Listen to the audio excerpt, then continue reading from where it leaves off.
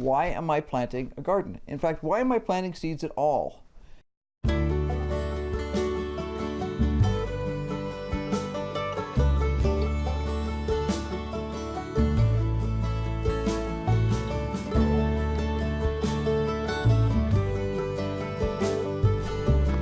Hi folks, this is Irene from BrainStorm Acres, and today I'm going to do a short video about planting a garden.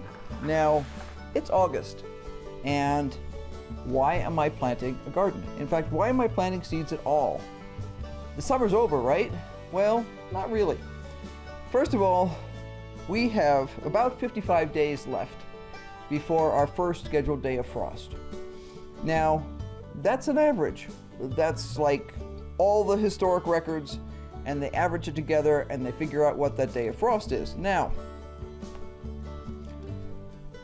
this fall, our forecast is, at this point, now it could change tomorrow, that we're supposed to be warmer than average through at least November.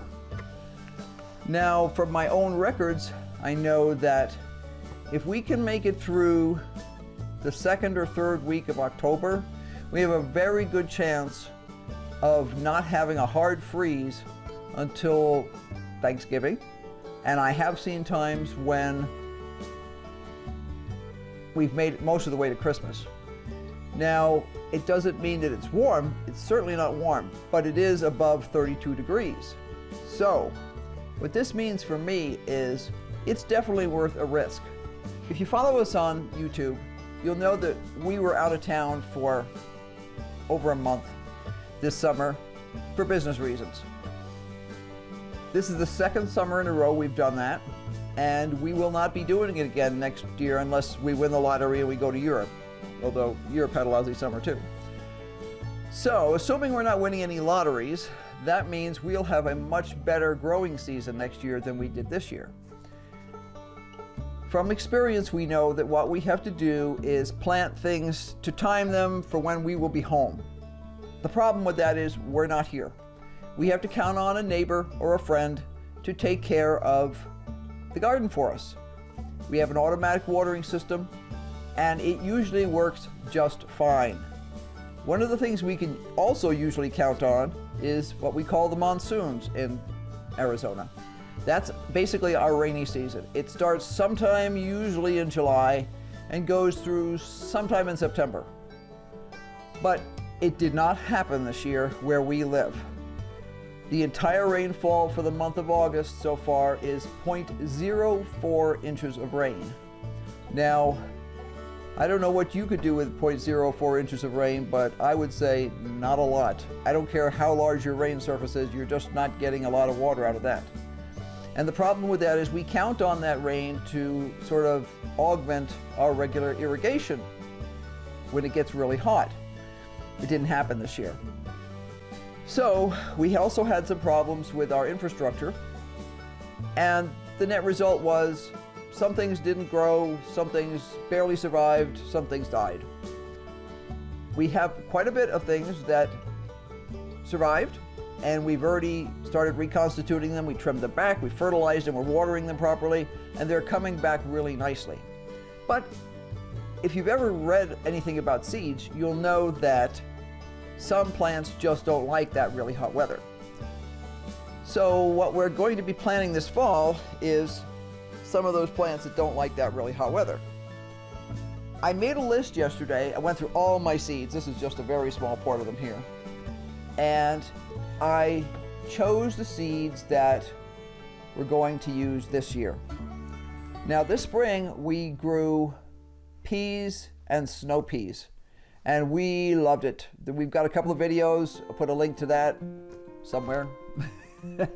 And if you're interested in seeing what happened there, we were very pleased with our snow pea response. So what we're going to do is we will plant some more snow peas and radishes and spinach. We did radishes and spinach all winter last year. We also did some Swiss chard and cabbage and pak choi this early spring. Those sort of things can be done in the fall too. So this fall I'm going to be planting snow peas, radishes, spinach, Swiss chard, lettuce, carrots, golden beets, leeks, onions, cabbage, pak choy, and cucumbers. Now you might say cucumbers? Well, part of this is going to go into the greenhouse. So my plan is to start the cucumbers, but I will probably not put them outside. I will probably put them in the greenhouse when they're big enough. We do have cucumbers outside, which are now really starting to go gangbusters. We've got a whole bunch of fruit on there that's already set and growing like crazy. We really were very happy with our pak choy this past spring, and it was amazing. We just cooked it and everything. We actually did not wind up freezing any of it, but that's okay. We ate buckets of pak choy and just absolutely loved it. I was looking at the price of snow peas in the grocery store the other day, and they were almost $5 a pound, and they looked awful. If I get anything to come off my snow peas, it's like a triple bonus as far as I'm concerned. I know how it was grown, I picked it fresh, I ate it right away. So it's that kind of mindset that, no, you won't get a full harvest maybe on some of these things, but you'll still get enough to make it worthwhile. So what I'm going to do is I have some of these things already planted out in the garden, but I'm going to start a bunch of other things. Now, these are in the house right now. It's been as high as 125 degrees in the greenhouse a couple of times lately. That's with the fan running and everything. So that's a little hotter than I'd like it to be for starting my seeds. So I'm actually going to start these in the dining room. But if you need information on starting seeds, we do have a couple of videos about that, and I'll put links to those. We're going to be using popsicle sticks and little wooden thingies like this and some tongue depressors as labels. We have used these little plastic ones in the past, and you saw that? Yeah.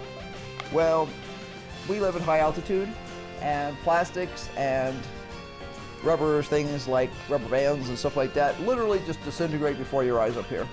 And I had picked these up, I want to say 2 years ago at a local store, and they've served us well, but they are now just totally crunching. And there's very few things more frustrating than going to press this into a little pot, and it comes apart into multiple pieces, and now you're not sure what was in that pot. For some folks, it's not a big deal. You're only planting 1 or 2 things. You don't need to label anything. But this tray here is 5 by 1, 2, 3, 4, 5, 6, 7, 8, 9, 10. 5 by 10. That's 50 spots.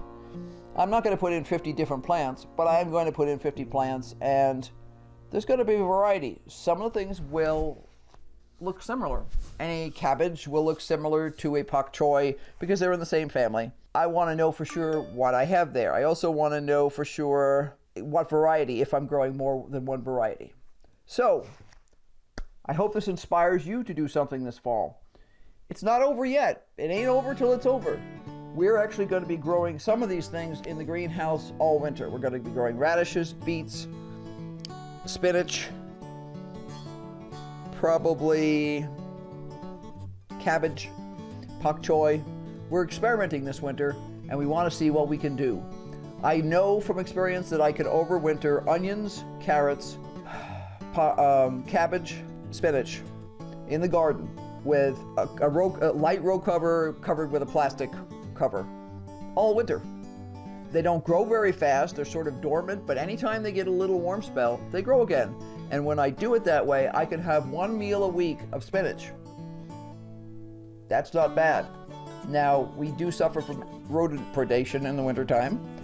So sometimes the mousies get to it before we do, which is one of the reasons why we're going to experiment with doing some of this in the greenhouse too.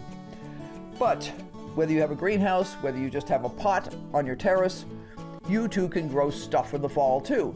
Until everything freezes solid, you have the opportunity to grow things. And even once it's frozen solid, there are some things that will survive.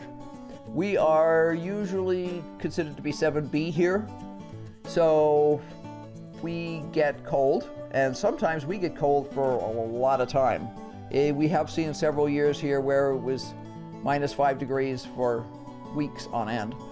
So I figure if it works for me, Yeah, it might work, not work if you live in the upper peninsula of Michigan or something, but there are other techniques that you can use in more extreme climates. So give it a try. See what you can do with your time and your space. The summer's not over yet. Keep on growing, and we'll see you next time. Bye.